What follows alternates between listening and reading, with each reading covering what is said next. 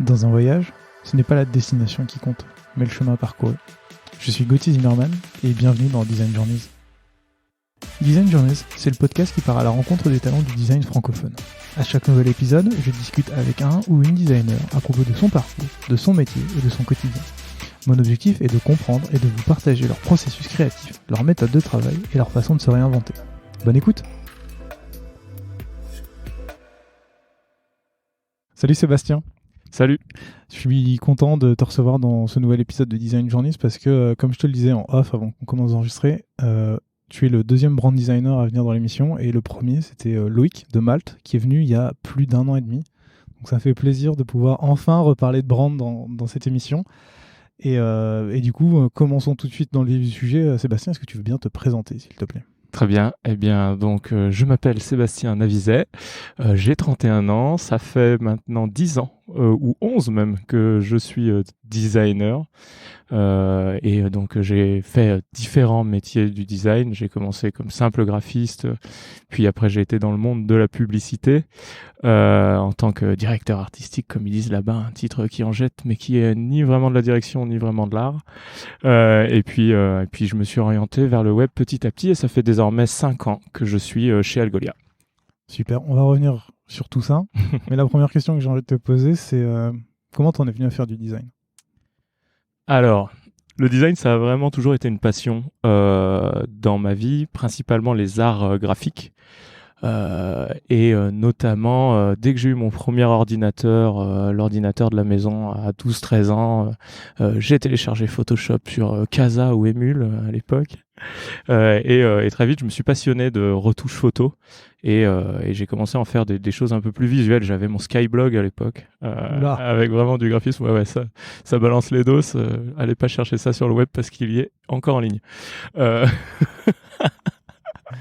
Et donc en fait ça a toujours été ma grande passion, mais c'était pour moi qu'une passion, et donc j'ai fait comme tout le monde, enfin comme beaucoup de gens, un bac S, puis après j'avais des bonnes notes, donc je suis parti en études scientifiques.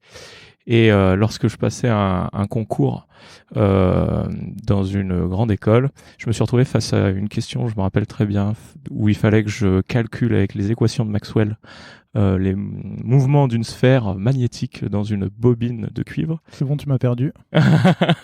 Et là, je me suis dit, non, c'est pas possible, tu peux pas faire ça de toute ta vie, c'est horrible, tu gagneras bien ta vie, mais tu vas mourir d'ennui. Et donc là, je me suis dit, qu'est-ce que t'aimes ? Le design graphique. Et les seuls métiers qu'il y avait à l'époque autour de ça, en fait, c'était la pub. Donc, je me suis réorienté et j'ai fait une école de publicité pendant 3 ans. Donc, je suis venu dans le design comme ça. Très bien. Et c'est là où j'ai vu du coup que tu as commencé à bosser, parce que comme tu le disais tout à l'heure, en tant que directeur artistique, c'est ça ? Ouais. Pour quelle raison ce métier plutôt qu'un autre ? C'est le seul qui était disponible, on va dire, en tant que... Oui, là, on se parle d'une époque, on était en 2010 à peu près, et donc le web en était vraiment à ses balbutiements. Le premier iPhone était sorti depuis 2 ans, mais personne n'en avait, il n'y avait pas d'appli. Donc en fait, les seuls métiers qu'il y avait autour du graphisme visuel, c'était ça. C'était soit travailler dans une maison d'édition pour faire des couvertures de livres, soit être au service du capitalisme via ses aspects visuels. Et donc c'est comme ça que je suis entré dans la pub, ouais. Tu faisais quoi concrètement dans ton métier J'ai vu, j'ai noté, tu as d'abord commencé en tant que stagiaire chez Publicis, ensuite tu as été art directeur pendant quelques temps chez Les Gros Mots. Ouais. Et après, tu es très vite devenu en fait directeur artistique et UX designer dans une autre boîte. Comment t'expliques ce passage de directeur artistique ensuite un peu du UX? Ouais. Comment c'est Alors, ce qu'il faut savoir, c'est que cette boîte que tu mentionnes, qui s'appelle Devarium, qui n'existe plus aujourd'hui, c'est une boîte qui, à l'époque, on a fondée avec un copain. D'accord. On était 3 associés, et donc c'était le début, vraiment, on va dire le vrai début du web, où on commençait à parler de responsive et ces choses-là, c'était ces enjeux-là. Et donc on a décidé de se lancer dans notre propre business et de faire des sites web pour des petites entreprises, avec du WordPress principalement. On utilisait des thèmes, puis on essayait de les modifier pour que ça corresponde aux besoins de nos clients. Donc on travaillait vraiment avec des PME locales. Les premiers trucs qu'on a dû faire, c'était l'auto-école du coin, le resto du coin, c'était vraiment ça. Donc en fait, au début, je m'étais mis en tant que graphiste et après j'ai retravaillé mon profil LinkedIn quelques années plus tard lorsqu'il fallait que je cherche un nouveau travail et c'est là que j'ai changé, que j'ai mis UI UX designer parce que ça y est, ça avait un nom. Mais à l'époque où je l'ai fait, ça n'existait pas. Mais c'est quand même ce que tu faisais. Ouais. Par essence, c'est ça. Qu'est-ce qui t'a donné envie de passer justement de l'agence à travailler pour toi, faire ce qu'on appelle de l'UX design aujourd'hui, mais qu'est-ce qui fait que t'as changé de voie, on va dire?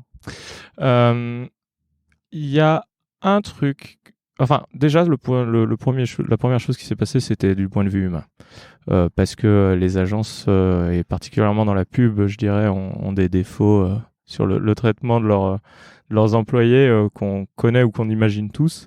Et je me retrouvais plus dans ces valeurs, à la 99 francs, etc. Et donc le web commençait à émerger et donc j'y ai vu une opportunité plus qu'une passion. À la base, c'était une opportunité.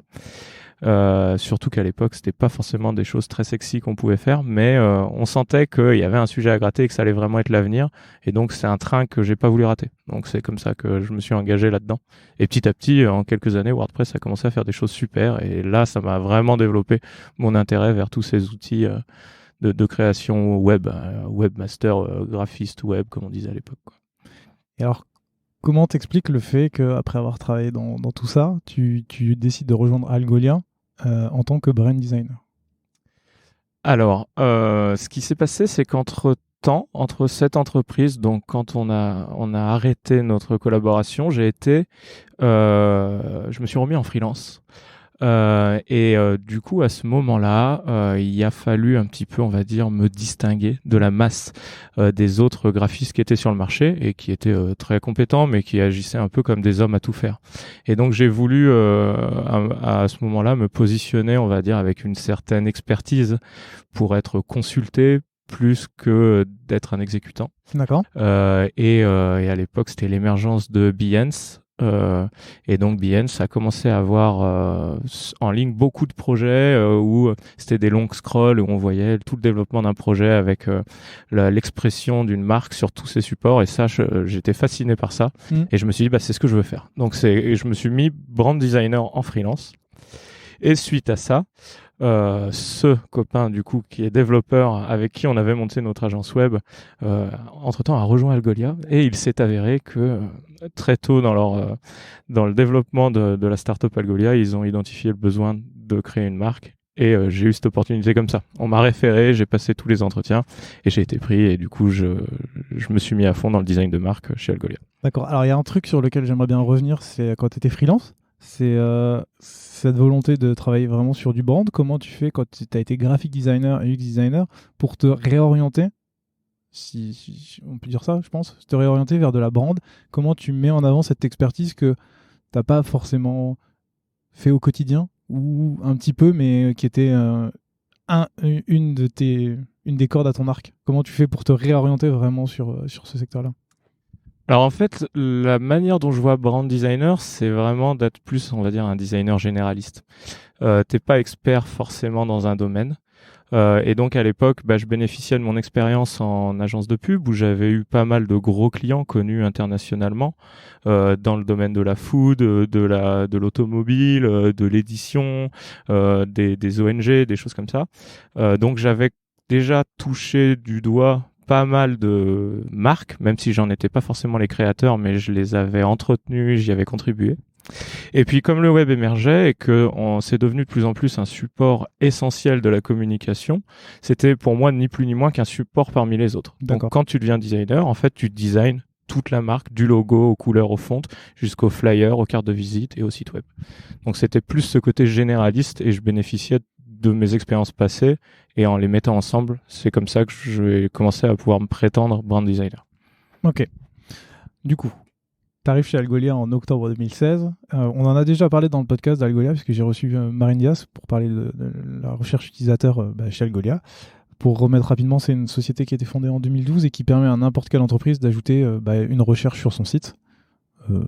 Est-ce que j'ai besoin de dire plus? J'écoutais exactement cet extrait-là dans le métro avant d'arriver et je me suis dit, s'il me repose la question, je vais dire, maintenant c'est de la search, mais c'est aussi de la recommandation. C'est beaucoup de parcours utilisateur. C'est plus juste une barre de recherche, mais c'est, on va vous guider pour trouver ce que vous aimez. sans que vous ayez à le chercher. Je pense que tu dis que c'est exactement la même chose que ce que tu as entendu, parce que c'est exactement un copier-coller de ce que j'avais, de ma préparation avec Marine, tu vois. Donc du coup, c'est cool. Tu capitalises, ouais, exactement. Je réutilise un design system de questions.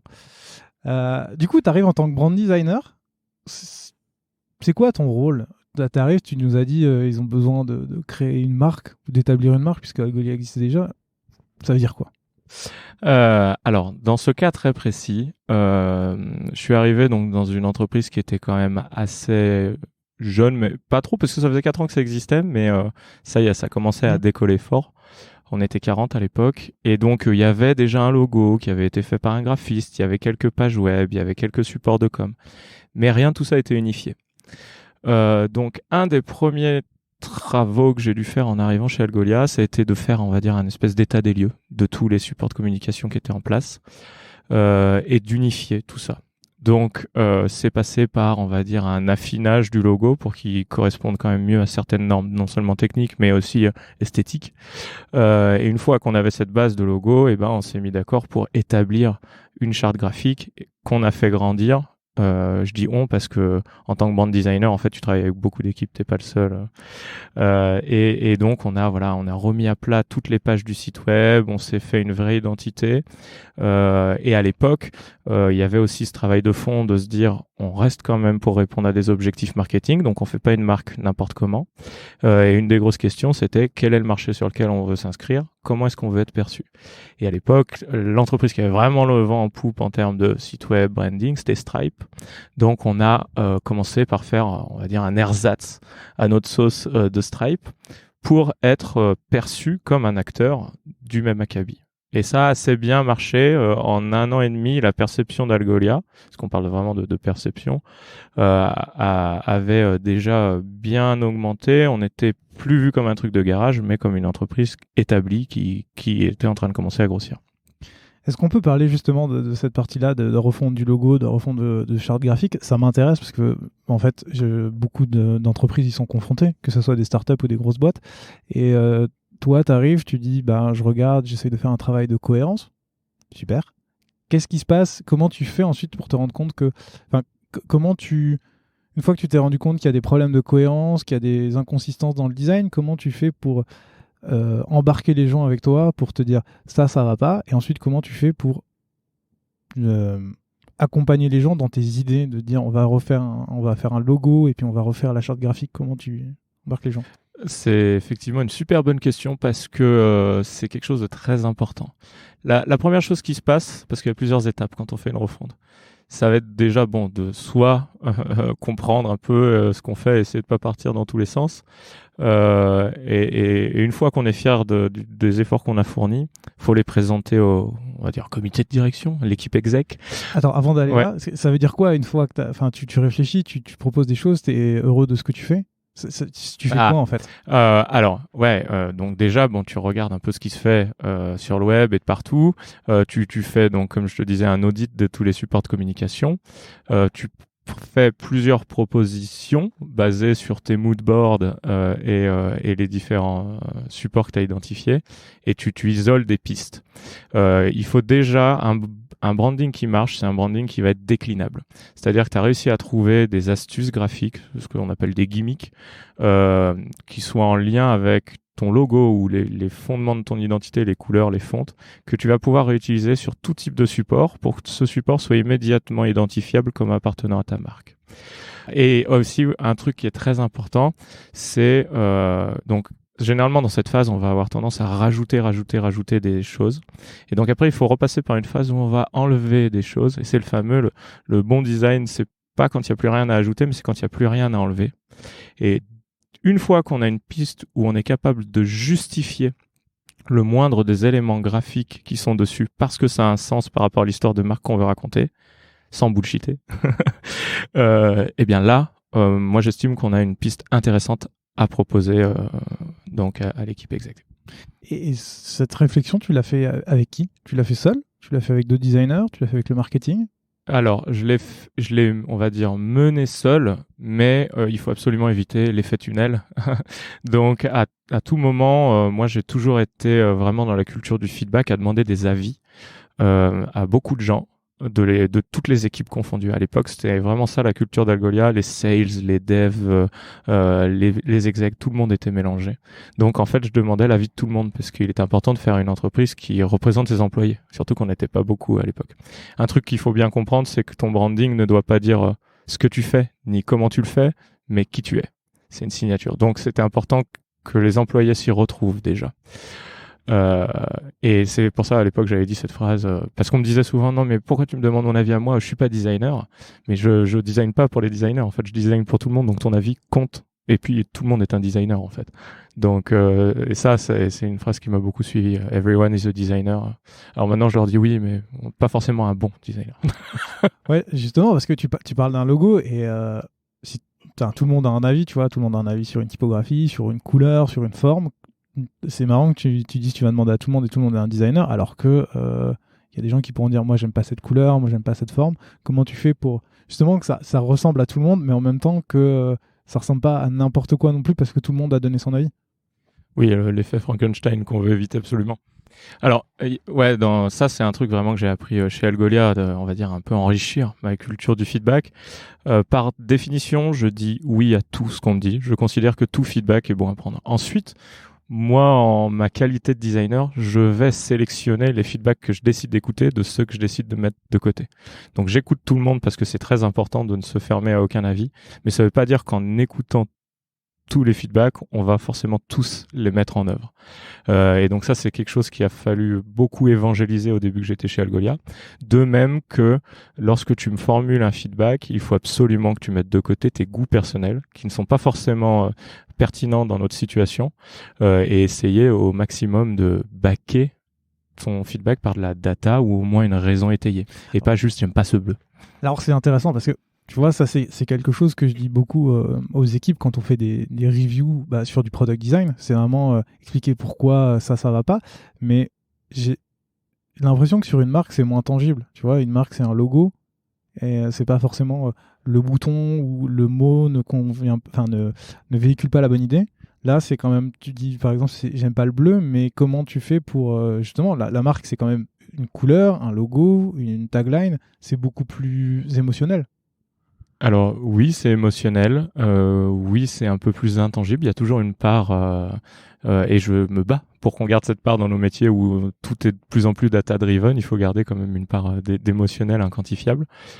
Enfin, inquantifiable justement, c'est pas tout à fait le cas. On peut quand même mener faire de la user research, faire des focus group, donc des questionnements avec des petits groupes, faire du quantitatif aussi sur le web. Ça pour ça le web c'est merveilleux, et recueillir le feedback de nos utilisateurs en ayant au préalable bien défini nos personas. Et de eux, c'est acceptable d'avoir un j'aime pas, puisqu'après il devient quantifiable, donc un peu statistique. Donc c'est quand même quelque chose qui est quantifiable, même si c'est effectivement, on va dire, moins rationnel que certains autres trucs qu'on a l'habitude de, surtout en product design, qui est un milieu très rationalisé. Oui, c'est pour ça que je suis content aussi de parler avec toi, parce que c'est le product design, c'est quand même, il y a le mot design, mais c'est quand même, on va dire, je sais pas si on peut dire jusqu'à très scientifique, mais en tout cas, tu essayes de backer le plus possible tes choix. Là où je trouve que la brand, c'est, même si tu essayes de backer, il y a un moment où tu peux pas aller plus loin parce que c'est de l'émotionnel. Et vous l'avez fait ça, par exemple, montrer ce nouveau logo en dehors d'Algolia, parce que tu parlais vraiment de le présenter en interne, mais est-ce que...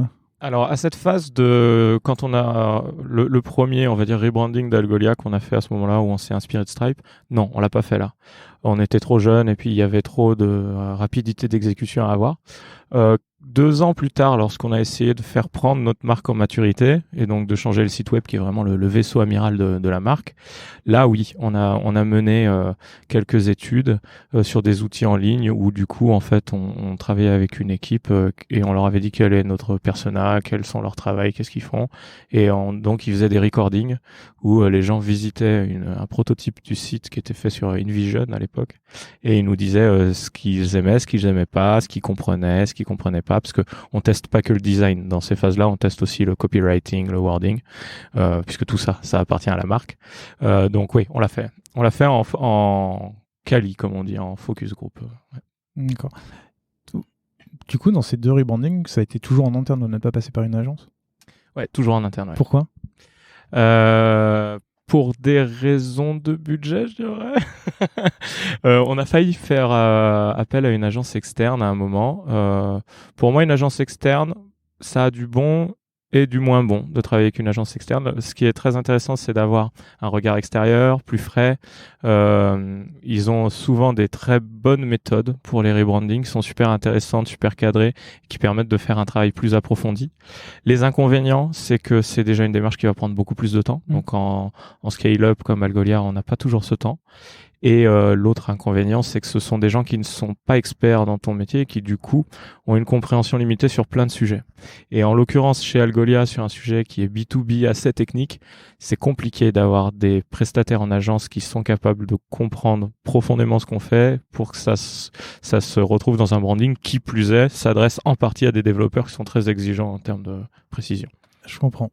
C'est intéressant, tu vois, pour faire encore un parallèle, quand Loïc était venu, eux, ils avaient fait un rebranding, ils avaient même fait plusieurs rebrandings avec des agences, et c'était intéressant de comprendre pourquoi eux, ils avaient pris une agence, parce que tu disais être un peu challengé, avoir un regard extérieur, mais au final, ils ont aussi travaillé avec eux, et c'est très intéressant. Sur ce premier logo, quand tu as fini par faire ce travail-là, de faire ce premier logo, il se passe quoi ensuite? Tu as parlé d'un COMEX? Ouais, alors pour être très honnête, j'ai été très surpris parce que quand j'ai présenté le refinement, on va dire, du logo, ça faisait seulement 3 mois que j'étais chez Algolia et je l'ai présenté directement au CEO et CTO de la boîte, les deux fondeurs. Je me suis dit, voilà, je vais me prendre un gros stop, c'est mort, jamais ils vont vouloir changer ça parce que je sortais de mes expériences de freelance où c'était très dur de faire bouger les lignes chez mes clients. Et à ma grande surprise, leur première réaction a été « Oh, c'est bien, mais t'aurais pu aller encore plus loin. » C'est du pain béni, ça. Et je me suis dit « Oh, j'ai vraiment choisi la bonne boîte. » C'était la science-fiction, ouais. Et à ce moment-là, en fait, ils m'ont vraiment fait comprendre que s'ils m'avaient recruté, c'était justement pour prendre ce genre d'initiative. Et donc, suite à ça, ils m'ont dit « Allez, full go.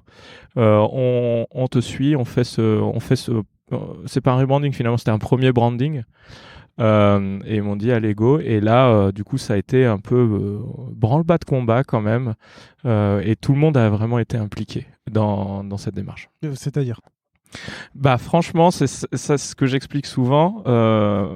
Plus une boîte grossit, plus c'est difficile de lui faire changer de logo, parce qu'il faut comprendre que c'est très cher en fait. C'est très cher parce que dessiner un logo, bon, c'est compliqué en soi. Il faut que ça corresponde à des valeurs, à une orientation de l'entreprise, mais c'est pas du tout la plus difficile partie du process. Après, ce qui compte, c'est de le propager, ce logo. Il faut qu'il soit de partout.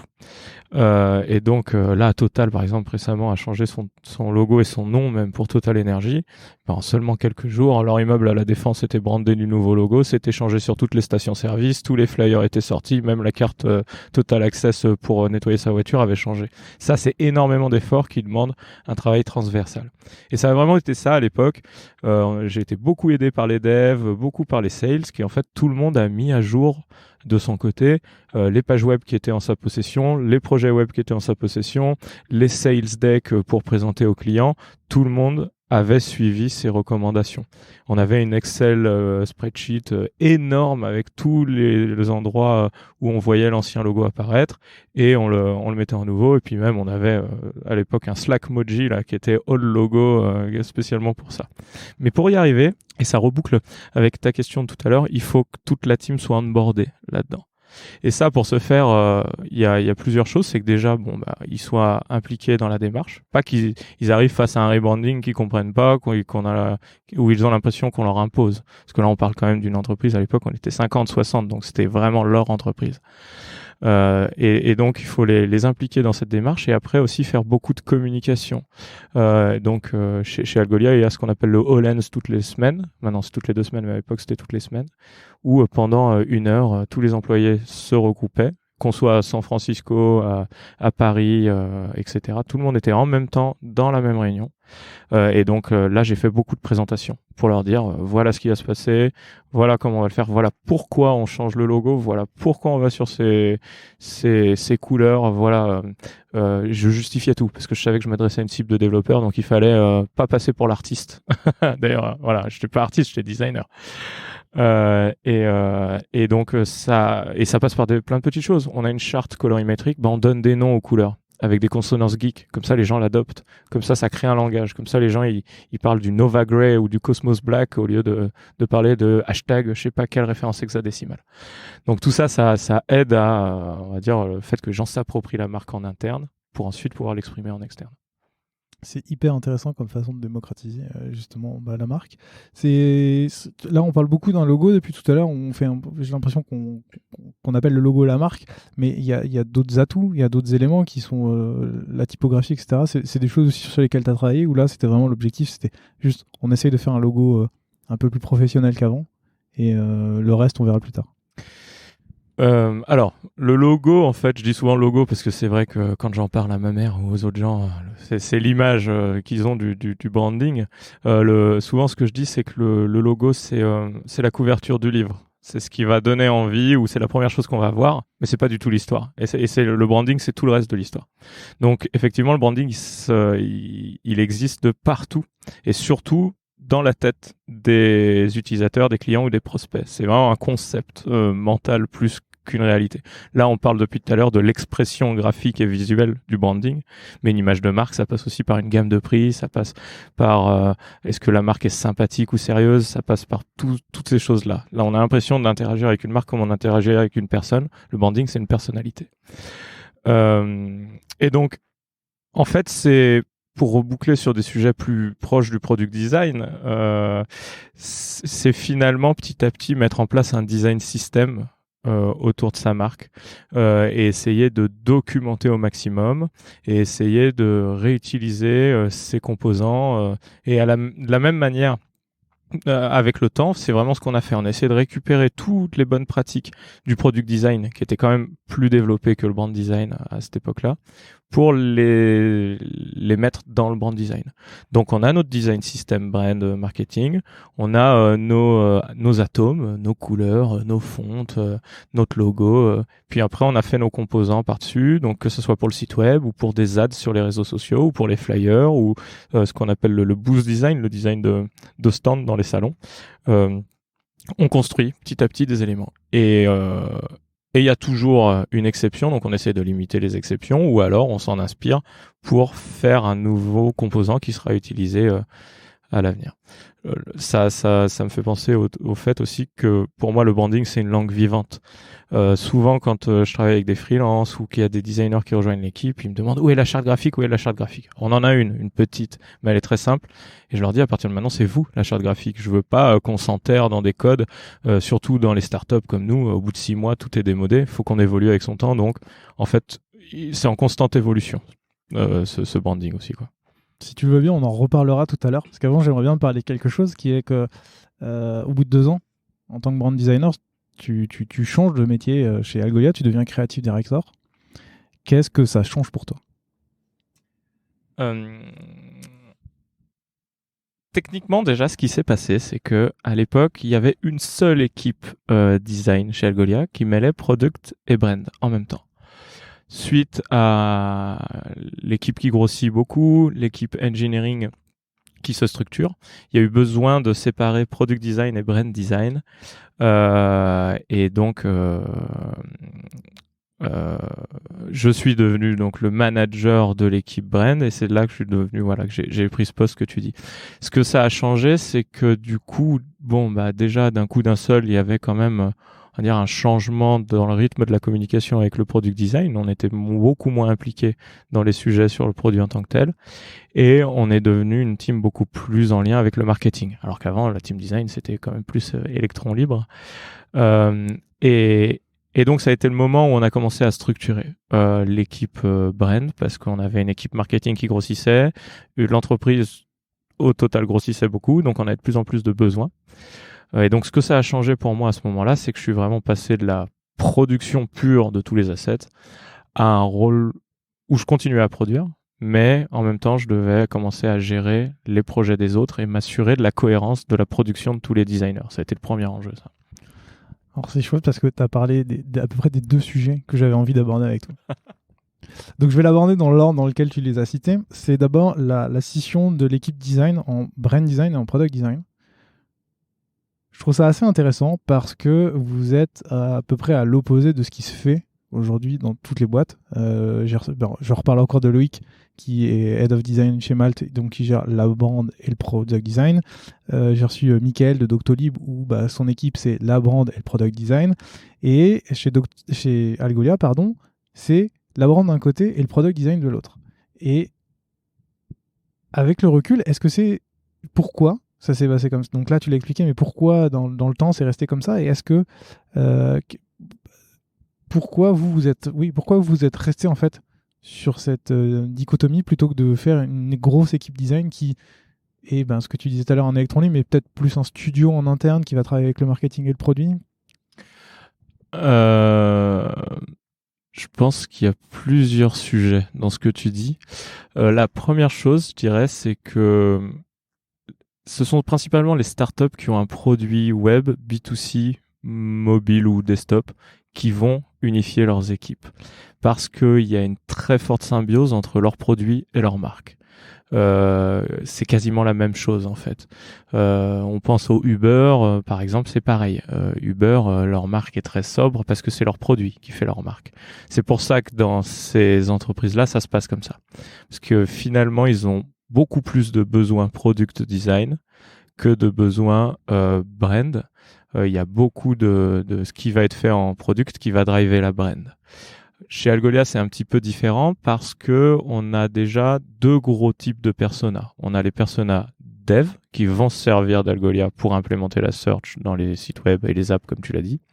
Et il y a une grosse part de personas qui sont les business utilisateurs qui, eux, vont plus être des chefs de produits ou des responsables de sites e-commerce qui, eux, vont utiliser Algolia vraiment pour maximiser des taux de conversion et ces choses-là. Et déjà, on s'adresse pas du tout à ces 2 personas de la même manière. Et on a un produit qui est très technique, qui s'adresse quasiment que aux développeurs, même si ça change. C'est pas totalement vrai ce que je dis. Et en fait, il fallait aussi vraiment faire comprendre que notre produit servait les intérêts du business avant tout, même si c'était un outil de développeur.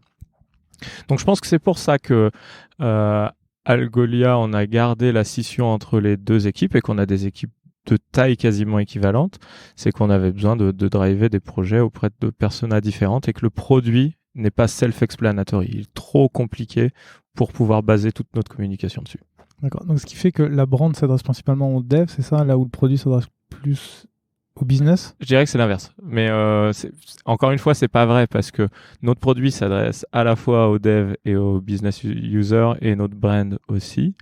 Mais je pense que la brand fait un travail de démocratisation et d'explication du produit en amont de son utilisation. Parce que c'est un produit qui est beaucoup plus technique. On se sert pas d'Algolia comme on va aller sur Deliveroo commander ses sushis. C'est quelque chose qui est moins intuitif, qui est beaucoup plus technique. Ouais. Et du coup, comment vous faites quand vous êtes 2 équipes? Comment vous faites pour garder une cohérence design pour qu'on se dise, quand tu vois la page du site vitrine de Algolia et que tu utilises le produit, tu te dis, oui, effectivement, c'est la même entité, c'est la marque, c'est les mêmes gens qui sont derrière et que t'es pas une scission d'un côté où t'es le brand design où je vais grossir les traits, mais où tu as du violet et en fait le produit il est rouge. Alors c'est marrant que tu dises ça parce que on va dire cette réunification elle a eu lieu il n'y a pas si longtemps que ça. Moi je dirais que ça fait 1 an ou 1 an et demi qu'on a réussi à se remettre sur les rails, mais pendant longtemps il y avait une grosse scission entre le produit et le branding. Et donc ça c'était typiquement parce que effectivement on a eu une scission des équipes. Il y a 2 choses qui ont contribué à vraiment réussir à réunifier les efforts. La première, c'est que on va dire la team product design c'est un peu mieux structuré avec Craig, donc maintenant le director of product design. Et user research. Donc ça m'a fait vraiment on va dire un interlocuteur privilégié, ce qui a permis de prendre des initiatives ensemble. Et du coup, on a désigné chacun un membre de notre équipe qui était responsable design system.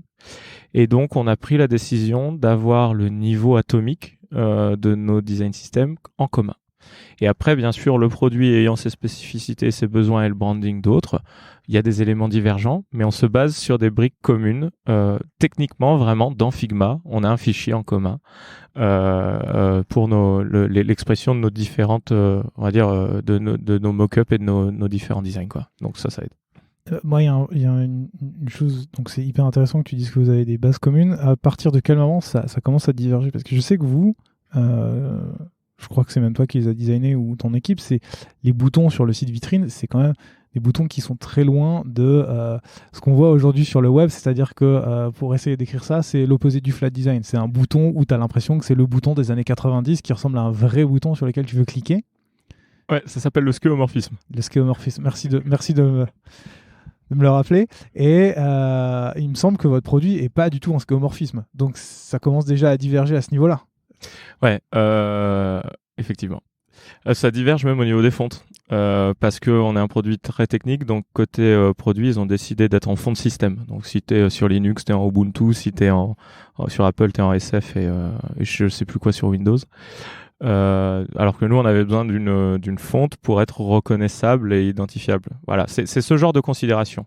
C'est-à-dire que notre site web, enfin, on aurait manqué d'une identité, on va dire un peu plus forte et un peu plus marquée si on laissait notre fonte en font de système de partout. Puis ça marche pas en print, par exemple. Donc on avait besoin de nous avoir une fonte identifiée. Alors que eux, pour des raisons de performance, ou même d'habitude des développeurs qui aiment bien travailler dans leur système, eh ben ils ont fait ce choix-là. Les boutons, pareil. Le besoin côté marketing, c'était d'augmenter les taux de conversion sur nos pages web. Donc, un bouton qui sort de l'ordinaire, qui retient l'attention et qui a l'impression d'un vrai bouton donne plus envie d'être cliqué. Tandis qu'à l'utilisation au quotidien du produit Algolia, ça peut être lassant, ça prend trop de place visuellement. Donc, c'est ce genre de considération où on s'est en fait rassemblé d'ailleurs. Il y a un Design System Council, un meeting qui a lieu tous les mois chez Algolia. Et on s'est posé la question, ça va diverger. Est-ce que c'est justifié ou est-ce qu'au contraire, il faut qu'on travaille à l'unification? Donc, on a essayé de quantifier tous ces choix-là, quoi. Enfin, pas de quantifier, qu'est-ce que je raconte? De peser le pour et le contre et de les réfléchir, quoi. C'est hyper intéressant. C'est quoi ce Design System Council? Tant qu'on est dedans, vu que t'en parles, c'est un meeting qui a lieu tous les mois avec les personnes qui sont responsables du design system. Donc, il y a bien sûr le Head of Product Design, Craig, moi, et puis du coup Clément qui est côté Product Design, responsable du Design System, et Nico qui est de mon côté, Nicolas Meuzard, responsable Design System. Et après, on a aussi des membres de l'équipe Engineering qui sont ceux qui développent le front-end de notre produit, qui ont aussi bien sûr leur mot à dire, puisqu'il faut que ce soit techniquement viable. Donc, ça fait une assemblée de 6 à 8 personnes qui se rassemblent tous les mois sur le sujet. Et du coup, pour la partie plus brand, à quel moment intervient le marketing? J'imagine que le marketing n'a pas besoin d'être là pour choisir les composants, mais j'imagine qu'eux ont quand même leur mot à dire sur à quoi ça va ressembler, comment ça doit vivre, comment ça va être interprété, comment elle se passe cette relation en fait entre le brand design et l'équipe marketing? Ok. Alors aujourd'hui, le brand design fait partie de l'équipe marketing. Donc, c'est nous qui choisissons à quoi ça va ressembler, puisque du coup, si c'est nous qui choisissons, c'est quand même l'équipe marketing, mais au travers de nous, qui prend cette décision. Après, on travaille beaucoup avec les autres équipes de l'équipe marketing, un peu comme une agence en interne. Ils vont être nos clients et ils vont nous suggérer des idées de campagne, ils vont nous soumettre ce qu'on appelle de la copie du contenu, et donc on va produire des assets pour eux et on est très attentif à leur feedback, tout en essayant d'influer sur le choix en ayant l'utilisateur en tête.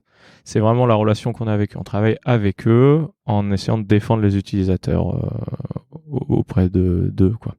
L'exemple que je cite toujours tout bête, c'est que souvent les marketeurs vont vouloir aller à fond. Ouais, non, mais là, pour que ça soit bien visible, il faut faire du rouge et du jaune, comme chez Lidl et tout. Sauf que c'est pas nous, c'est un peu agressif.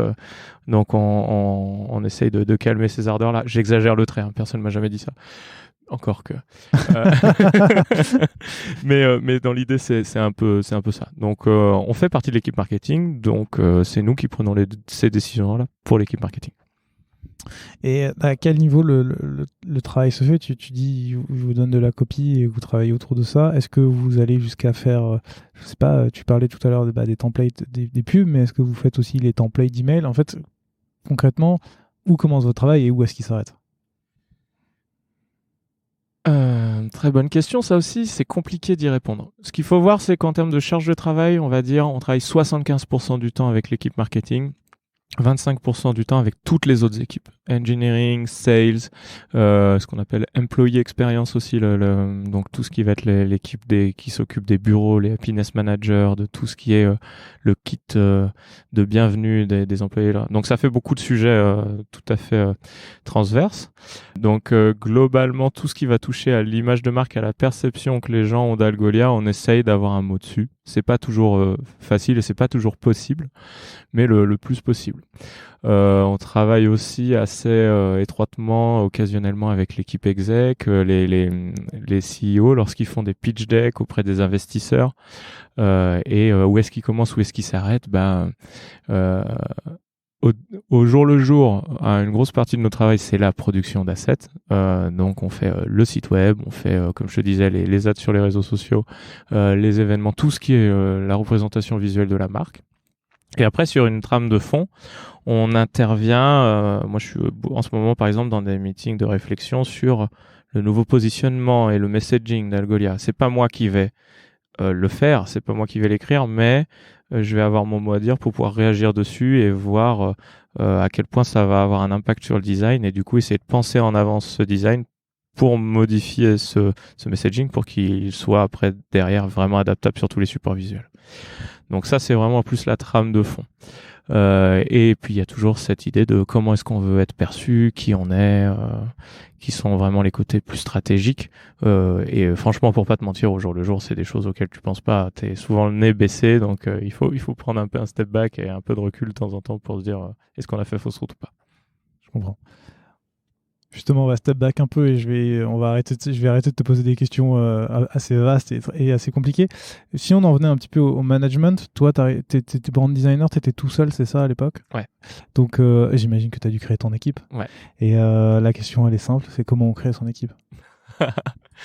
C'est faux, elle n'est pas simple. Non, la première chose que j'ai envie de te dire déjà, c'est en se trompant. C'est peut-être pas la réponse qu'il faut dire. Comment est-ce qu'on crée son équipe? En tout cas, la manière dont moi j'ai essayé de le faire, c'était avant tout de recruter des designers passionnés. Parce que on est tellement sur un métier qui est où on a besoin de, comme tu disais tout à l'heure, transmettre de l'émotionnel. Si on se fait pas plaisir en le faisant, on transmettra pas de plaisir aux gens. Et si on n'a pas de plaisir à faire notre métier et à apprendre, on n'évolue pas. Et dans notre métier, si on n'évolue pas, on est mort. Donc c'est la première chose, c'est d'avoir des designers passionnés, peu importe leur profil, peu importe qu'ils soient seniors, juniors, expérience UI, UX, spécialisé, graphiste, généraliste. Tout ça, on s'en fout un peu. C'est la première clé. Après, quand tu commences à construire une équipe de 4, 5, 6 personnes, j'ai essayé de travailler sur une complémentarité des profils. Et au quotidien, c'est ce qu'on essaye de faire, c'est-à-dire qu'il y a des spécialistes du print ou des spécialistes de l'ad web et des spécialistes de la UI UX.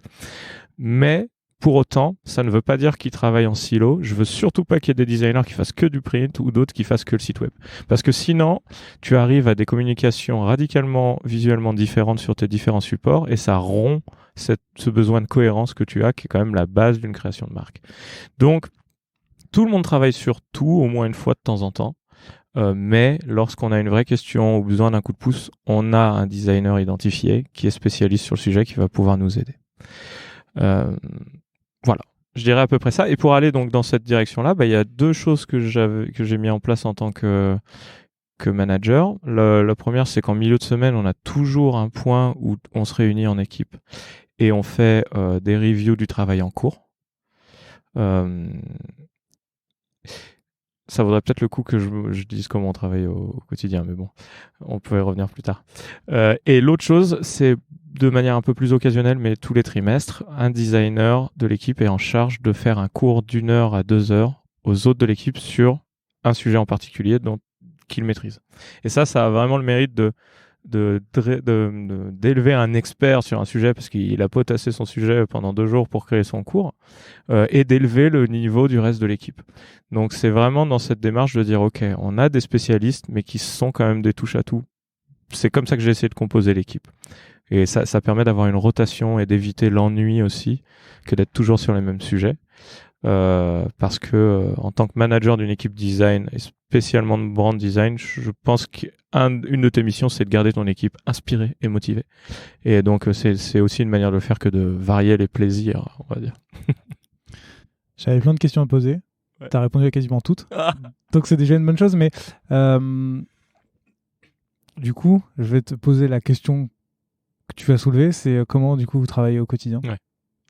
Ok, donc ça c'est le process qu'on a aujourd'hui qui s'est construit petit à petit au fur et à mesure des années et il est très simple. On travaille en sprint, ce qu'on appelle les sprints d'une semaine. Donc on utilise Asana, donc on a une Trello board en gros.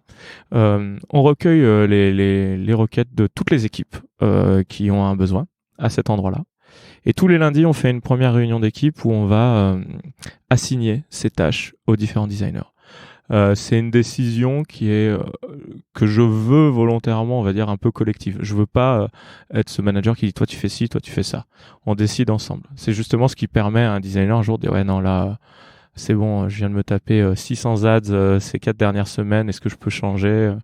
Donc comme ça, les gens ont aussi le choix de ce sur quoi ils veulent travailler.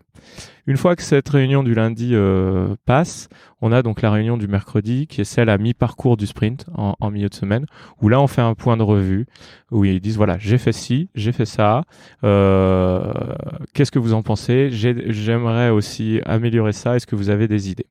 Ça a 2 grandes vertus cette réunion, c'est que quand tu présentes ton projet, déjà ça te force à remettre le contexte auprès des autres designers et du coup tu es meilleur à présenter ton projet.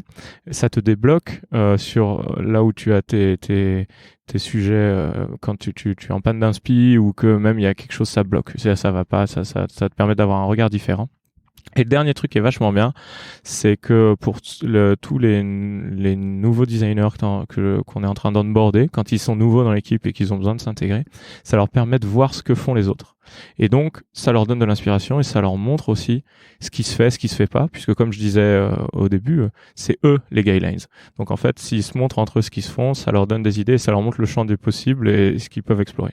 Donc cette réunion, elle est vraiment très importante. Et puis après, on fait les one-one le jeudi, où donc là, je suis en solo tête-à-tête avec chacun des designers. On fait plus un point soit sur leur projet en cours, soit sur leurs aspirations de développement de carrière et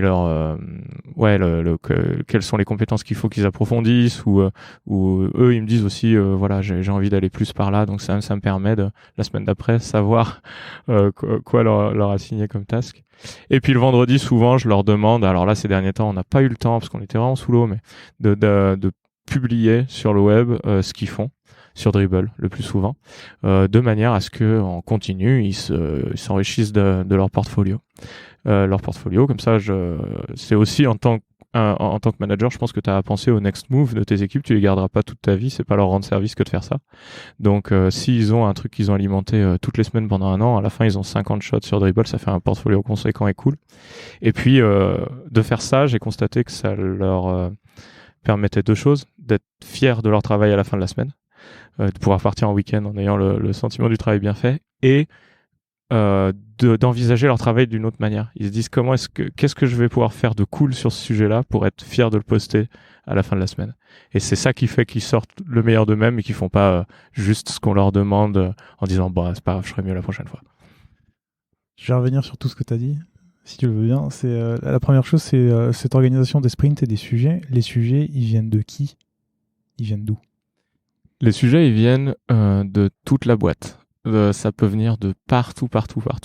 Le gros, c'est l'équipe marketing. Donc, dans l'équipe marketing, il y a ce qu'on appelle l'équipe field marketing, qui est l'équipe des événements, donc qu'ils soient online ou offline, et des partenaires. Donc on a des partenaires intégrateurs Algolia. On a l'équipe Demand Generation qui est vraiment plus là pour créer ce qu'on appelle du pipeline, que les sales aient des gens qui les contactent pour qu'ils rentrent dans une négociation avec eux. Et l'équipe web qui est vraiment en charge du site web. Toutes ces équipes-là ont des objectifs tous les trimestres qui viennent de l'équipe dirigeante. Et donc, régulièrement, ils arrivent vers nous avec des sujets qu'ils ont sur la table en rapport avec les campagnes en cours, les nouvelles features qu'on est en train de release et la saisonnalité, par exemple. C'est bientôt le Black Friday ou quand c'est Noël. Et donc, ce sont ces équipes-là qui créent des tasks, ce qu'on appelle les tasks dans Asana, et toutes les semaines, on regarde et on se dit, OK, ça c'est pour telle date, et on organise un peu notre roadmap en fonction de ça. Et quand tu parlais de, justement, une fois que tes designers ont commencé à travailler sur ces sujets-là, vous vous retrouvez le mercredi, vous parlez de ces sujets-là, j'imagine que ça se passe comme ce qu'on dit dans le podcast d'habitude, une review, comme des product designers pourraient le faire, où chacun donne ses retours dessus.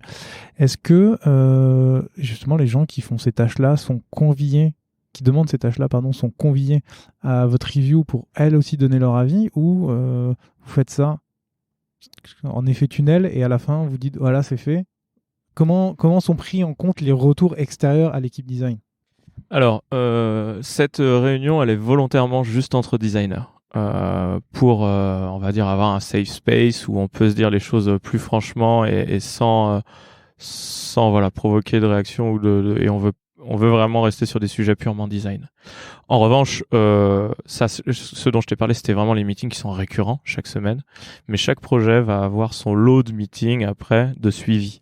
Et donc, on évite l'effet tunnel comme ça. Et puis, de manière très opérationnelle, on a aussi à chaque projet un channel Slack dédié où tout est partagé en cours de route. Donc si c'est sur une page web, on va d'abord parler wireframe et copy, ensuite d'abord wireframe, après mockup IRES, et ensuite on intègre.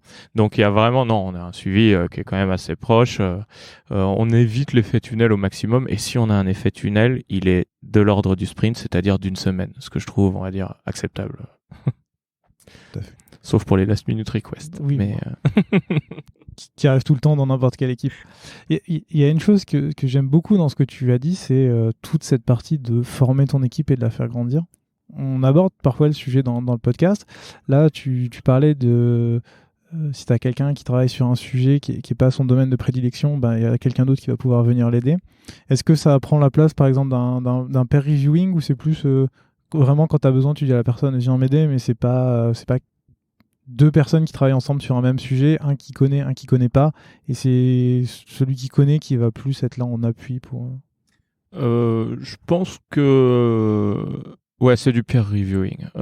Tous les membres de l'équipe se perçoivent au même niveau. Il y a des juniors, des seniors, mais il n'y a pas de hiérarchie dans l'équipe, je dirais. Moi-même, je me place vraiment au même niveau qu'eux. Je leur dis souvent que j'essaie de recruter des gens qui sont meilleurs que moi, donc je peux pas être bon partout. Donc c'est vraiment plus du conseil. Et après, il y a vraiment ce côté qui était important pour moi, qui est pareil, plus inquantifiable, mais on a un peu cet esprit d'équipe vraiment, ou de famille, ou de groupe d'amis en tout cas, dans la team. On s'entend tous très bien, il y a quand même une bonne ambiance, on rigole. Ça, c'est super important, je trouve, puisque, comme on disait au début de cette conversation, c'est un métier où il y a de l'émotionnel. Et je pense que si tu es avec des gens avec qui tu t'entends pas, tu peux pas faire vraiment du bon taf. Donc il y a plus ce côté, on s'aide entre potes, que quelque chose de très unidirectionnel, hiérarchique, quoi.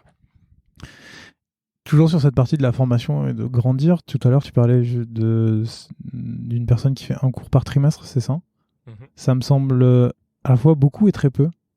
J'ai l'impression que c'est très intéressant parce qu'il y a des boîtes dans lesquelles en fait t'as pas de cours et donc personne ne transmet son savoir. Et en même temps je me dis un par trimestre, ça me semble peu, parce que t'as vraiment, je ressens dis-moi si je me trompe, mais tu as vraiment cette envie de faire progresser ton équipe et de la faire monter en compétences. Et je me dis, c'est un partage de connaissances qui est assez sporadique. Et est-ce que c'est parce que c'est long à faire ou parce que vous avez trop de taf, hein, Ouais, c'est vraiment ça la raison, c'est le manque de temps. À la base, j'avais dit, ok, vous m'en faites un chacun par trimestre. Donc ça faisait, on était 4 ou 5, donc il y avait quand même 5 cours par trimestre. Et en fait, c'est trop. Là, pour le coup, même, c'était trop à ingérer. Je pense que le bon ratio, ça serait 2 par trimestre. Mais encore une fois, on n'a pas le temps. Et puis des fois, on n'a pas les idées aussi de ce sur quoi on va faire le cours. Donc, ouais, 1 par trimestre, sachant que là, on a eu, avec la reprise post-Covid, même pendant le Covid, ça a été une période d'activité intense pour Algolia, parce que l'e-commerce s'est beaucoup développé. Donc c'était des moments où on avait moins le temps et puis peut-être un peu moins la foi de le faire aussi parce qu'à distance, on sait tous ce que ça a été quoi. Mais là oui, on est en train de restructurer l'équipe, de réembaucher des designers, donc ça va se reproduire plus souvent. Et justement, les sujets des cours, tu peux nous en donner quelques-uns pour qu'on se fasse une idée du partage de connaissances? Ouais, grave. De manière très simpliste, je dirais, il y a 2 ans maintenant, peut-être un peu plus, hein, parce qu'avec le Covid, je sais plus. Quand on est passé sur Figma, il y a Nico, donc qui est responsable design system chez nous, qui a fait un cours de 2 heures à tout le monde sur qu'est-ce que le design system, comment ça marche, Atomic Design de Brad Frost, et comment ça va s'exprimer de manière très opérationnelle dans Figma. Et d'ailleurs, avant ça, il avait fait un premier cours sur comment est-ce que ça va se passer dans Sketch plus Abstract. Et donc, c'est comme ça qu'on a essayé de mettre en place des bonnes pratiques dans notre équipe via ce cours-là. On a eu des cours sur ensuite le motion design, la 3D dans Cinema 4D ou Blender, des choses comme ça. Hyper intéressant. C'est uniquement réservé aux brand designers ou des fois vous acceptez les product designers? À la base, c'était que pour les brand designers, et puis quand les product designers ils ont vu qu'on faisait ça, ils ont dit ah mais on va venir nous aussi et tout. Donc maintenant, c'est ouvert à tous les designers. Intéressant. Allez, est-ce qu'on reparlerait pas un petit peu de marque? Oh là là.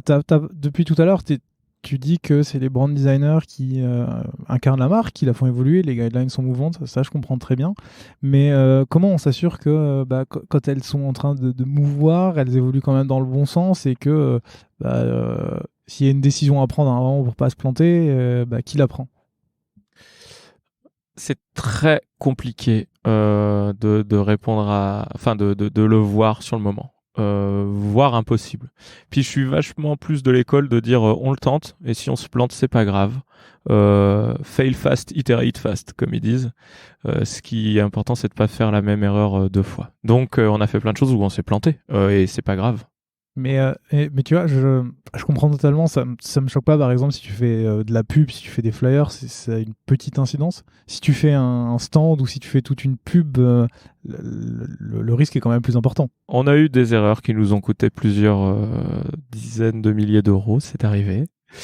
Mais c'est la vie, c'est le jeu, on apprend. Donc ça, il faut limiter ses erreurs. Hein. Bien sûr, c'est souvent moi qui vais donner un go final sur les aspects techniques du design et on a toujours un stakeholder, ce qu'on appelle un partie prenant en marketing qui va aussi valider de son côté. Donc on est toujours au moins 2 personnes à valider quand même. Ça limite les erreurs au quotidien. Après, ça arrive qu'on ait des problèmes où on s'est pas bien entendu avec les prestataires et qu'on se retrouve avec pas tout à fait ce qu'on voulait. Mais c'est jamais gravissime. Ce qui peut le plus impacter, on va dire, une marque, je dirais, c'est une erreur de communication. Quelque chose qui va être mal pris. Et qui va créer le bad buzz. C'est ça le pire à craindre en fait lorsque tu fais quand tu fais de la marque, c'est d'avoir un bad buzz où d'un coup, d'un seul, tout le monde va parler de toi, mais alors en mal.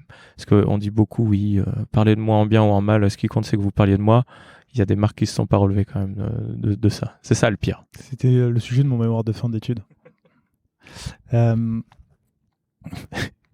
J'ai une question à te poser qui est liée à ça et elle est hyper compliquée donc je te vois rigoler, ça me rassure pas. Non. La question elle est assez large et je sais qu'elle n'est pas universelle mais c'est quoi en fait une bonne décision branding? La bonne décision branding, c'est comme une bonne décision dans la vie. C'est celle qu'on fait en ayant réfléchi avec ce qu'on avait sous la main à ce moment-là. Et dont on est fier de la prendre parce qu'on se dit que c'est la meilleure ou en tout cas la moins pire à prendre à un instant T. Il y a que le temps qui dira si ça c'était bien ou pas bien. Du coup, il faut s'enrichir de cette expérience après pour éviter les erreurs dans le futur. C'est vraiment comme ça que je vois mon taf, c'est que je fais des erreurs tout le temps. Et ce que j'apprends, c'est à plus les refaire. Ce que tu disais tout à l'heure, du coup, se planter le plus vite possible pour itérer. J'ai remarqué un truc, c'est que par rapport à ce que tu disais tout à l'heure sur votre dribble, il y a quand même pas mal de choses qui sont postées qui sont totalement en accord avec la marque. Par exemple, les images que vous mettez sur tous vos posts de blog qui correspondent vraiment aux images qu'on retrouve sur le site. Mais il y a 2-3 choses que je vois qui sont assez originales, que vous créez par exemple pour des événements algoliens. Comment ça se fait que pour ce genre de choses, vous décidez de vous taper un kiff ou de totalement de totalement dire au revoir à la charte graphique que vous avez mis en place pour faire autre chose? Ça sert pas les mêmes objectifs. C'est pour ça, c'est là où on va pouvoir faire la distinction. Les blog posts, comme tu l'as dit, si on crée des images, on est un des rares blogs où on se fait vraiment chier, si je peux me permettre l'expression, à faire nos images de blog posts nous-mêmes. D'ailleurs, on va dire big up à Nico Torres, qui est un illustrateur 3D avec qui on travaille en ce moment, qui nous fait des super visuels à venir très bientôt. C'est parce que on veut que lorsque les gens vont partager nos articles de blog sur les réseaux sociaux, ça soit reconnaissable et qu'il y ait cette identité Algolia. Lorsqu'on fait des choses comme tu viens de le citer, donc soit des stickers, soit des fois des flyers ou des t-shirts qui sont pour les employés ou en événement, ou même certaines campagnes pour les réseaux sociaux, là tu sers un objectif différent qui est de susciter une émotion chez les gens et de les faire réagir. Et si en fait dans ces moments-là tu t'ancres purement et simplement dans ta logique de marque, à la fin ton message il est dilué et puis il devient ennuyeux parce que les gens connaissent tout.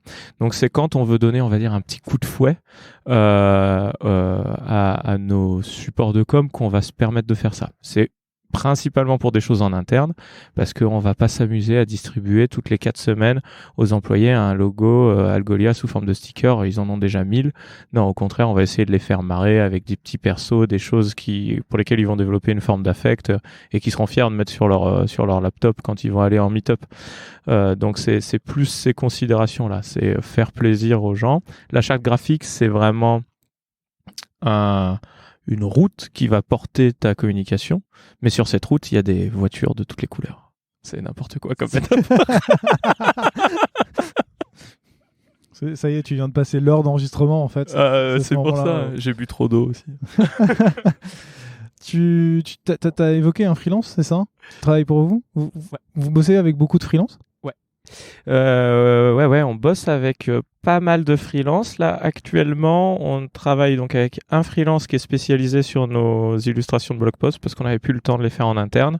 Et à côté de ça, on a 2 freelances généralistes en France et à Atlanta parce que ça nous permet d'avoir une présence, on va dire, 24 heures sur 24, ce qui est important vu qu'on a des équipes un peu de partout dans le monde. Et on va entamer la collaboration bientôt. Je suis encore en train de chercher un motion designer en freelance. Ce qui est très cool par rapport à ça, c'est que là on vient de refaire une levée de fonds il y a quelques temps, une série D avec Algolia, et donc on voit vraiment qu'il y a des efforts budgétaires qui sont faits sur la marque. Ça a vraiment permis de shifter mon travail de manager de l'équipe brand. Avant, j'étais dans un mode où j'avais des ressources et il fallait que je fasse rentrer les demandes de toutes les équipes dans ces ressources. Ce qui a amené parfois à certaines, on va dire, frustrations, puisqu'on doit livrer vite des choses. Et donc, quand on les livre vite, on les fait pas aussi bien qu'on veut. Et donc, les personnes pour qui on les fait sont pas 100% satisfaites et le designer n'est pas non plus 100% satisfait de son travail. Et là, maintenant, on a vraiment switché à, je peux me permettre de dire, OK, qu'est-ce que tu veux faire? On va le faire 100% du mieux qu'on peut. Et du coup, en fait, je vais placer la ressource en face par rapport à ce besoin. Donc, c'est plus la ressource qui dicte le besoin, c'est le besoin qui dicte la ressource. Et ça, c'est extrêmement plus agréable comme manière de travailler quand tu es manager d'une équipe. Je te posais la question, parce que je comprends bien comment tu gères tes équipes et comment tu fais, mais est-ce que le fait de faire appel à des freelances en brand, ça dilue pas un peu l'essence de l'entreprise? Moi, comme je le vois, t'es brand designer, tu travailles pour une entreprise, donc une entreprise que t'incarnes cette marque en interne et en externe.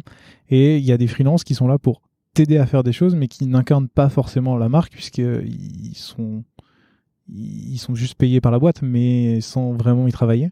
Est-ce que c'est une vision que moi j'ai, ou est-ce que c'est quelque chose que tu constates au quotidien? Je pense que tu as raison. Alors déjà, on essaie de travailler quand même assez étroitement avec ces freelances. Moi, je fais beaucoup de suivi toutes les semaines sur. Au même titre que pour les designers en interne, je vais valider ou non ce qu'ils vont faire pour être sûr de ne pas diluer cette brain comme tu as dit. Après, la réalité aussi, c'est que ces freelances vont être plus dans un rôle d'exécution, souvent par exemple de déclinaison des différents supports, plus que dans la création. Toutes les pages du site web par exemple sont des éléments tellement stratégiques qu'on les fait forcément en interne. Et c'est pour que les designers en interne aient ces sujets stratégiques, parce qu'on va dire ce sont un peu les experts Algolia, qu'on on les offload, on leur enlève un peu de tâches dans leur bande passante pour les mettre en externe. Et enfin, le freelance dont je parlais tout à l'heure, Nico Torres, donc pas Nicolas Mezard, un autre, qui fait nos illustrations de blog post en 3D. Lui, ce qu'il faut savoir, c'est qu'il a été employé chez Algolia pendant 3 ans en tant que dev, et il s'est reconverti dans l'illustration. Donc, pour le coup, c'est pour ça qu'il est sur des sujets plus créatifs, parce que il incarne la marque, il la connaît bien, et il a travaillé chez nous. Très clair. Depuis tout à l'heure, on parle de la marque, de ce que fait ton équipe, comment tu l'as fait grandir. Toi, tu as un rôle 100% de manager, ou tu fais encore de la créa à côté? Et là, je parle juste chez Algolia. On parlera ensuite. Oh là là, on est mal. Je continue à faire de la créa, et ça va avoir lieu de moins en moins. Mais en tout cas, quand tu construis une équipe, c'est ça que je veux bien dire à tout le monde, c'est que on s'attend à ce qu'il y ait un shift, que d'un coup on est manager et qu'on va plus faire de prod. C'est pas du tout vrai. La réalité des choses, c'est que tu deviens à avoir autant de prod à faire qu'avant, plus ton taf de manager. Là maintenant, j'ai vraiment considérablement réduit la prod parce que je pouvais plus suivre. Plus qu'une question de temps horaire dans ton agenda, il y a vraiment une question aussi de mindset. Parce que lorsque tu es en train d'être dans un exercice de management, de s'occuper des projets des autres, et que d'un coup, tu dois repasser dans un mode création, compréhension d'un sujet et production, c'est 2 états d'esprit complètement différents. Et l'après-midi, par exemple, si je vais avoir 4 meetings avec San Francisco et New York qui sont espacés d'une demi-heure, cette demi-heure entre 2 meetings me permet absolument pas de me mettre dans voilà. Donc ça, en fait, c'est le switch entre les deux est très compliqué.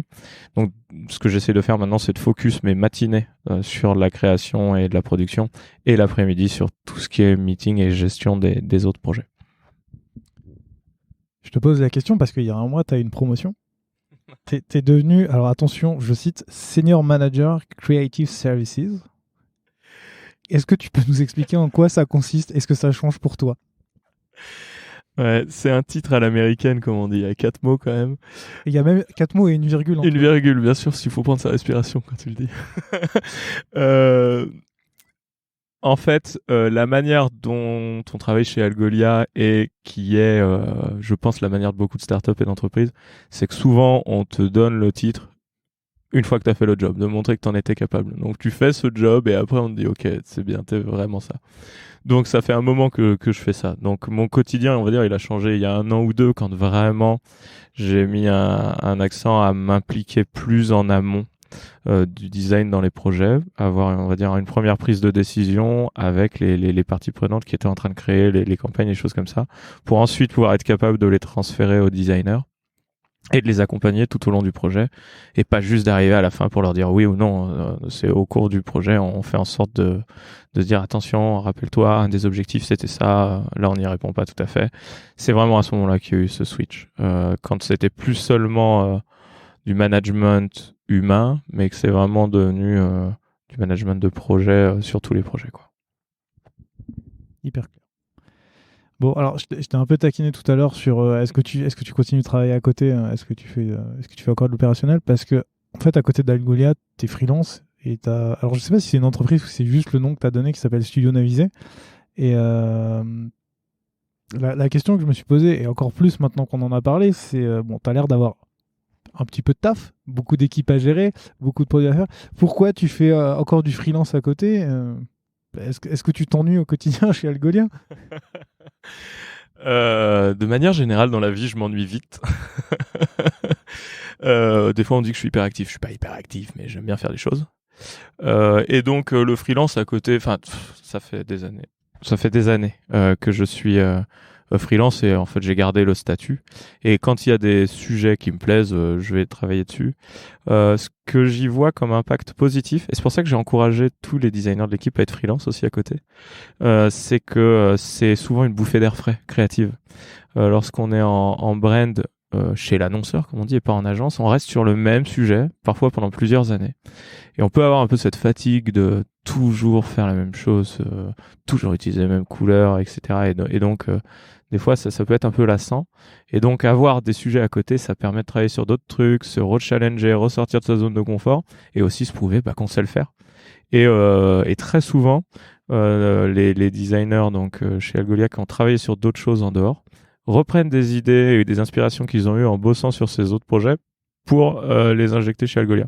Donc en fait, c'est vraiment, je déteste ce terme, mais gagnant-gagnant que de faire ça. Ça nourrit leur travail. Voilà, ça nourrit leur travail et leur réflexion. Et toi, t'as dit que quand tu trouvais certains sujets qui t'intéressaient, tu travaillais dessus. Tu peux nous dire un peu quel genre de sujets sur lesquels tu travailles? Est-ce que c'est vraiment exactement la même chose que ce que tu fais au quotidien, ou est-ce que c'est des sujets un peu différents qui sont de l'ordinaire? Est-ce que tu fais par exemple du product design à côté? Je sais pas.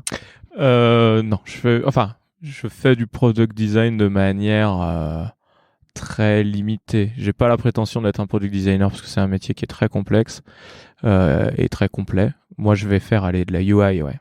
De la UI et un peu de UX, des user flow, mais ça va s'arrêter là. User research, et puis hypothèse, tout ce qu'on connaît là, le double diamond et ces choses-là, c'est des sujets que je connais mais que je maîtrise pas fondamentalement et qui m'intéressent pas toujours. D'ailleurs, pour les gens que ça intéresse, on en parle avec Jérémy Barré dans un épisode. Je mettrai le lien dans la description. Salut Jérémy d'ailleurs. Et du coup, donc non, je fais principalement du branding. Par contre, souvent dans des industries complètement différentes de la mienne. Notamment, il y a quelques temps, j'avais des copains qui lançaient leur marque de vin et j'ai fait tout le branding de la marque de vin. Puis du coup, maintenant, je suis associé avec eux, donc on a notre marque de vin. C'est ce genre de sujet-là, voilà, qui sont quand même loin de la tech. Super intéressant. J'ai vu ce sujet passer, enfin ce projet passer. Je vous le mettrai dans la description pour les gens qui veulent aller voir ce que tu fais. Et juste une dernière question que je me posais là-dessus, c'est où est-ce que tu trouves le temps de bosser sur des projets à côté de ton taf? Bah là, maintenant que les bars et les restos ont réouvert, c'est plus compliqué. Mais là, pendant 1 an et demi, j'ai eu des week-ends entiers pour me focus sur mes side projects, donc c'était plutôt facile. Mais là, ouais, maintenant, en ce moment, puis là, l'hiver arrive, donc moi, je m'écoute beaucoup sur ça. C'est que si je suis fatigué, je vais pas me forcer non plus. Le freelance, ça permet de faire des one-shots, de bootstrapper des brandings et de les mettre dans les mains des entreprises et puis de tout faire pour qu'ils soient successful, mais après, tu t'en occupes plus. Donc pour ça, c'est plutôt cool. Il n'y a pas de récurrence, donc j'ai pas d'engagement de ces côtés-là. Donc c'est vraiment pour ça que je te disais, je l'ai choisi quand le sujet me plaît et puis que je sens que j'ai le temps et l'énergie. Parce qu'il y a des périodes où tu rentres le soir, il est 20h, t'es sur les rotules, t'as pas du tout envie de te mettre dans une deuxième journée de travail, pour être très honnête. Je comprends. J'imagine qu'après cet enregistrement, tu vas pas aller faire du freelancing. Eh bien, détrompe-toi. C'est vrai? Je vais travailler sur ma chaîne YouTube en rentrant. Merci de m'offrir cette transition sur la dernière question. Du coup, est-ce que tu as des ressources à nous recommander? Ah, tu veux que je recommande ma propre chaîne YouTube? Écoute, si tu ne la recommandes pas, dans tous les cas, je la mettrai en description puisque tu viens d'en parler. Mets-la en description. Je voulais parler d'autres chaînes YouTube, en fait. Bon, oui, allez voir ma chaîne. Ça n'a rien à voir avec le brand design, mais on se marre bien. Du coup, non, je voulais recommander en ressources. J'avais 3 chaînes YouTube, puisque c'est un format que je consomme pas mal, que j'aime beaucoup. Une qui est assez connue, qui s'appelle The Futur, sans E. Donc qui a été créée par Chris Do du Blind Studio, qui est un studio de branding aux US. Et en fait, ils organisent beaucoup de débats avec des brand designers. Il y a beaucoup de questions. C'est en anglais, hein, mais le contenu est très intéressant. Ils suivent aussi certains de leurs clients. C'est une agence de branding, hein, donc ils ont leurs clients et ils montrent comment est-ce qu'ils réfléchissent, comment est-ce qu'ils brainstorment avec leurs clients et comment est-ce qu'ils créent une marque. Il y a des marques qu'ils ont suivies vraiment du début de la réflexion à l'aboutissement de ça. Ensuite, en termes de chaîne YouTube, et c'est plus côté technique, j'aime bien celle de Daniel Schiffer, qui est un spécialiste de la vidéo et notamment du B-roll, ce qu'on appelle, qui est une manière de tourner autour pour un packshot produit. Donc ça, le packshot produit, c'est un exercice de style en branding. Donc c'est pour ça que je voulais en revenir à ça. Et puis il montre plein d'astuces en fait pour gérer son éclairage et filmer. Et si vous, par exemple, vous êtes brand designer et que votre marque elle a pas de vraiment de ressources budgétaires et que vous dites on peut pas prendre une agence pour tourner un clip, bah en fait là sur cette chaîne vous trouvez plein d'astuces pour faire vos clips vous-même et vous rendrez compte que vous avez les capacités de faire quelque chose de cool. Et puis enfin, c'est pas tout à fait une chaîne YouTube, mais j'aime beaucoup ce qu'ils font, c'est le travail de l'agence de Focus Lab, qui est pour moi une super agence de branding. Ils ont travaillé avec plein de types de clients différents. Ils ont un dribble très fourni, un Behance super intéressant et leur site web est super. Ils représentent vraiment le branding à l'ère où toutes les agences sont maintenant dans le product design. Hein, le branding, on n'en voit pas beaucoup. Pour moi, eux, ils représentent cette nouvelle vague. Parce que je pourrais parler des agences de branding à l'ancienne comme Dragon Rouge, Carré Noir, qui sont très bien pour des grandes marques ou les marques de parfum. Mais pour tout ce qui se fait sur des marques un peu plus web, Focus Lab, c'est vraiment intéressant. Super. Bah, comme d'habitude, je mettrai tous les liens dans la description.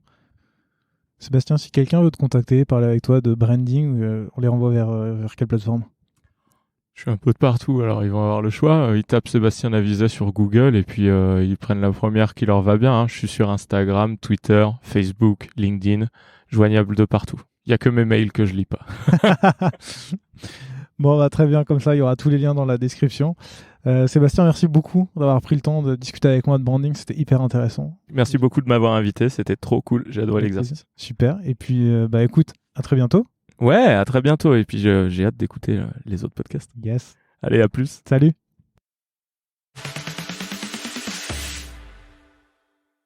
Merci d'avoir écouté cet épisode jusqu'au bout. Si vous l'avez aimé, n'hésitez surtout pas à vous abonner sur votre application de podcast préférée. Vous pouvez aussi mettre 5 étoiles sur Apple Podcast, c'est ce qui m'aide le plus à faire découvrir l'émission. À très bientôt.